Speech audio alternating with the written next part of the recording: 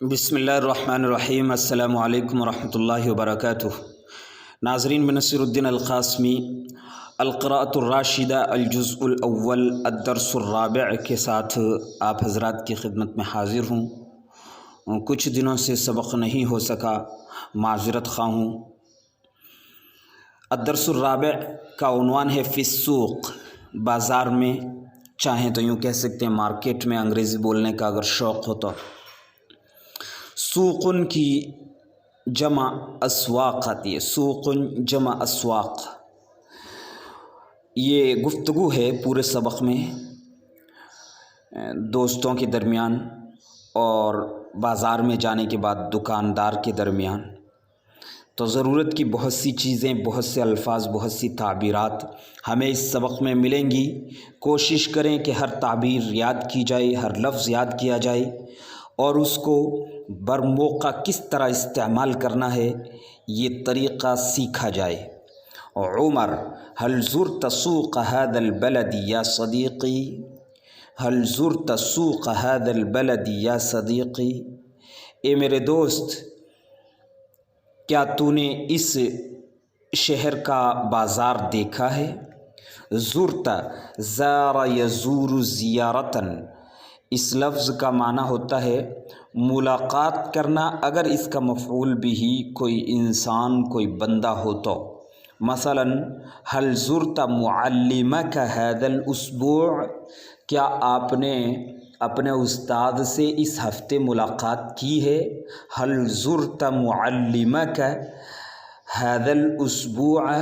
ترجمہ کریں گے کیا آپ نے اپنے استاد سے اس ہفتے ملاقات کی ہے؟ اور اگر یوں کہا جائے هل زرت ممبئی تو ترجمہ ہوگا کیا آپ نے ممبئی دیکھا ہے؟ هل زرت سوق هذا البلد یا صدیقی؟ اے دوست، کیا آپ نے اس شہر کا مارکیٹ، بازار دیکھا ہے؟ خالد: لا یا اخی، فإنی غریب جدید فی هذا البلد لا اعرف الطریق۔ غریب اجنبی کو بولتے ہیں۔ اردو میں لفظ غریب کا معنی تنگ دست اور فقیر ہوتا ہے عموماً، مگر عربی میں اردو والا معنی کبھی نہیں ہوتا۔ عربی میں غریبن کا معنی کبھی بھی فقیر یا تنگ دست یہ نہیں ہوگا۔ غریبن کا معنی پردیسی یا اجنبی۔ فإنی، لا یا اخی، نہیں میرے بھائی، فإنی غریب جدید فی هذا البلد لا اعرف الطریق، میں اس شہر میں اجنبی، نیا اجنبی ہوں۔ لا اعرف الطریقہ، میں راستہ نہیں جانتا۔ لا اعرف الطریقہ، میں راستہ نہیں جانتا۔ دیکھیے ایک خوبصورت لفظ ہے، میں راستہ نہیں جانتا۔ لا اعرف الطریقہ۔ هل تعرف الطریقہ، آپ پوچھ سکتے ہیں، سوال کر سکتے ہیں، هل تعرف الطریقہ، کیا آپ راستہ جانتے ہیں؟ اگر آپ کو یہ کہنا ہے کیا آپ بازار کا راستہ جانتے ہیں تو یوں کہیں گے هل تعرف الطریق الى السوق، هل تعرف الطریق الى المدرسة، کیا آپ مدرسے کا راستہ جانتے ہیں؟ هل تعرفون الطریق الى الکلیة، کیا آپ کالج کا راستہ جانتے ہیں؟ عمر: تعال، تعال معنی آئیے، یہ اسم فعل ہے، امر کے معنی میں ہے۔ تعال معی، میرے ساتھ آئیے، تشریف لائیے یا میرے ساتھ آئیے۔ فإنی ذاہب إلی السوق لأشتری بعض الحوائج، میں کچھ ضروریات خریدنے کے لیے بازار جا رہا ہوں۔ ذاہب اسم فاعل کا صیغہ ہے تو اس کا ترجمہ ہم کریں گے جا رہا ہوں۔ آئیے، میں کچھ ضروریات خریدنے کے لیے بازار جا رہا ہوں۔ یوں بھی کہہ سکتے ہیں میں بازار جا رہا ہوں تاکہ کچھ ضروریات خریدوں۔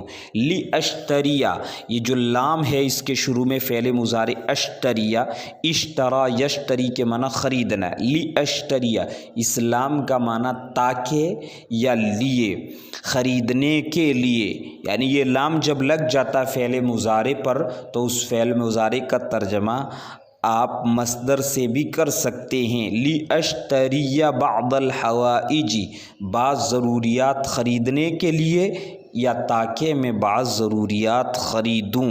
اشترا یشتری خریدنا. هل تشتری القلم کیا آپ قلم خریدیں گے؟ من یشتری القلم کون قلم خریدے گا؟ لماذا تذهب الى السوق آپ مارکیٹ کیوں جاتے ہیں؟ اذهب الى السوق لاشتری القلم والکراسة والحبرہ میں قلم، کاپی اور روشنائی خریدنے کے لیے بازار جاتا ہوں، یہ بھی ترجمہ کر سکتے ہیں. اور اذهب الى السوق لاشتری القلم والحبر والکراسة میں بازار جاتا ہوں تاکہ قلم، کاپی اور روشنائی خریدوں. وَنَرْجِعُ قَبْلَ الْمَغْرِبِ انشاءاللہ اور مغرب سے پہلے ہم لوٹ آئیں گے، انشاءاللہ مغرب سے پہلے لوٹ آئیں گے. فَإِنَّ السُّوقَ غَيْرُ بَعِيدَةٍ کیونکہ بازار دور نہیں ہے.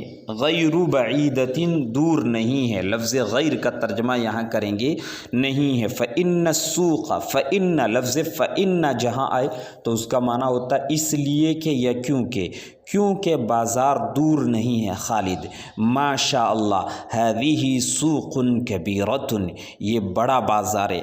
دیکھیے سوق ان کلمات میں سے ہے جن میں بظاہر تانیث کی یا مؤنث کی علامت نہیں پائی جاتی مگر وہ مؤنث ہوتے ہیں. سوق ان کلمات میں سے ہے جن میں تانیث کی علامت نہیں پائی جاتی، اس کے باوجود وہ مؤنث ہوتے ہیں. تو هذه سوق کبیرۃ ارض کی طرح هذه ارض یہ زمین ہے، اسی طرح بولیں گے هذه سوق کبیرۃ یہ بڑا بازار ہے. والدکاکین نظیفۃ جمیلۃ اور دکانیں صاف ستھری خوبصورت ہیں. وما هذا الدکان الجمیل الى الیمین یا عمر اے عمر یہ دائیں جانب دکان کیسی ہے؟ ما هذا الدکان یہ کیسی دکان ہے یا یہ کس چیز کی یہ خوبصورت دکان؟ عمر یہ دائیں جانب الی الیمین یمین دائیں کو کہتے ہیں اور شمال بائیں کو کہتے ہیں. الیمین دائیں، الشمال بائیں، الی الیمین دائیں جانب، الی الشمال بائیں جانب. ما هذا الدکان الجمیل الی الیمین یا عمر عمر یہ دائیں جانب خوبصورت دکان کس چیز کی ہے؟ عمر هذا دکان فاکہانی یہ میوہ فروش کی دکان ہے. فاکہانی میوہ فروش کو کہتے ہیں. فاکہۃ میوے کو کہتے ہیں. فواکہ اس کی جمع جیسے آیا الا تری الی الفواکہ الفواکہ فاکہۃ کی جمع ہے میوے. الا تری الی الفواکہ کیا آپ میوے نہیں دیکھتے؟ وتری الناس یساومون الفاکہانی فیہا اور آپ لوگوں کو میوہ فروش سے سودا کرتے ہوئے فیہا ای فی الفواکہ میوہ فروش سے میووں کا سودا کرتے ہوئے نہیں دیکھتے. ساوم یساوم مساومتاً اس کا معنی ہے سودا کرنا. دیکھیے سمجھیے اس لفظ کو یہاں کس طرح استعمال ہوا ہے. یساومون الفاکہانی فیہا میووں کا سودا کر رہے ہیں، میوہ فروش سے میووں کا سودا کر رہے ہیں. جس چیز کا سودا کریں گے اس پر فی لگائیں گے. یہاں فی لگا ہے. دیکھیے مثال کے طور پر آپ کو کہنا ہے میں نے خالد سے موبائل کا سودا کیا تو کہیں گے ساومت انا ساومت خالدا فی الجوال انا ساومت خالدا فی الجوال کیا آپ نے خالد سے موبائل کا سودا کر لیا؟ هل ساومت خالدا فی الجوال امید ہے کہ آپ سمجھے ہوں گے اور سمجھیں گے اس کو ذرا توجہ سے. عمر کہتا ہے هذا دکان فاکہانی یہ میوہ فروش کی دکان ہے. الا تری الی الفواکہ کیا آپ میوے نہیں دیکھتے؟ وتری الناس یساومون الفاکہانی فیہا اور آپ لوگوں کو میوہ فروش سے میووں کا سودا کرتے ہوئے دیکھتے ہیں. خالد انا اريد ان اشتری شیئا من الفواکہ خالد کہتا ہے میں کچھ میوے خریدنا چاہتا ہوں، انا اريد ان اشتری شيئا من الفواکہ، میں کچھ میوے خریدنا چاہتا ہوں۔ دیکھیے یہ ایک خوبصورت تعبیر آئی ہے، انا اريد میں کچھ میوے خریدنا چاہتا ہوں، ان اشتری، اشتریہ پر جو زبر آیا ہے آخری حرف یا پر، یہ اس ان کی وجہ سے آیا ہے، جس طرح اوپر آیا تھا لی اشتریہ، اسی طرح یہاں آیا ہے ان اشتریہ۔ ان کے بعد بھی مصدر کا ترجمہ کیا جاتا ہے، انا اريد ان اشتریہ، اشتری جو متکلم کا صیغہ ہے، اشترا یشتری سے میں خریدتا ہوں یا میں خریدوں گا، یہاں ترجمہ کریں گے میں خریدنا چاہتا ہوں، انا اريد ان اشتریہ شیئا من الفواکہ، کچھ شیئا من کا ترجمہ کچھ ہوتا ہے، پیچھے بھی آیا شیئا من القرآن الکریم، میں قرآن کریم کی کچھ تلاوت کرتا ہوں، یہاں کہیں گے انا اريد ان اشتری شیئا من الفواکہ، میں کچھ میوے خریدنا چاہتا ہوں، هل تريد ان تشتری شیئا من الفواکہ، کیا آپ کچھ میوے خریدنا چاہتے ہیں، هل تريد ان تتلو القرآن الکریم، کیا آپ قرآن کریم کی تلاوت کرنا چاہتے ہیں، هل تريدون ان تحفظوا الدرس، کیا آپ سبق یاد کرنا چاہتے ہیں، هل تريدين ان تأكلي الطعام، کیا تو کھانا کھانا چاہتی ہے، هل تريدين ان تذهبي الى السوق، کیا تو مارکیٹ جانا چاہتی ہے۔ اس طرح یہ تعبیر آپ خوب استعمال کر سکتے ہیں اور اس پر خوب جملے بنا سکتے ہیں۔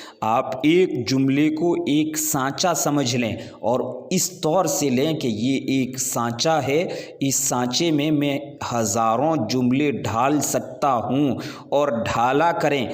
جب آپ کو اس طرح ڈھالنا آ جائے تو پھر اگر آپ نہیں بھی ڈھالتے تو کوئی دقت نہیں، پھر اس پر اگر آپ نہیں جملے بناتے کوئی دقت نہیں، اگر آ جائے تو جب تک آپ نہ آئیں آپ ایک ایک جملے پر ہزاروں جملے بنائیں۔ میں کچھ میوے خریدنا چاہتا ہوں، الموز والجوافۃ والبرتقال، کیلے، امرود اور سنترے، موز کیلے کو کہتے ہیں، جوافۃ امرود کو کہتے ہیں، اور برتقال سنترے کو کہتے ہیں۔ یہ الفاظ کلمات لغات یاد کریں۔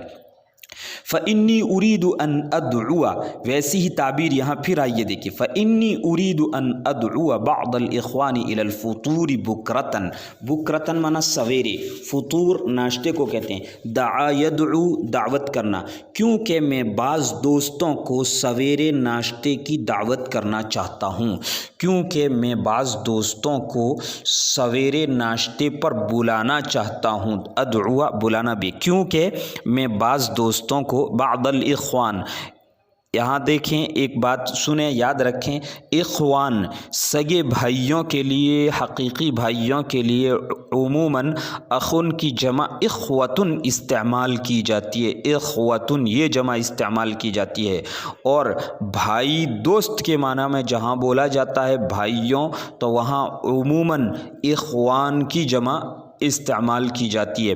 فإنی اريد ان ادعو بعض الاخوان الى الفطور بکرتن، کیونکہ میں بعض دوستوں کو سویرے ناشتے پر بلانا چاہتا ہوں۔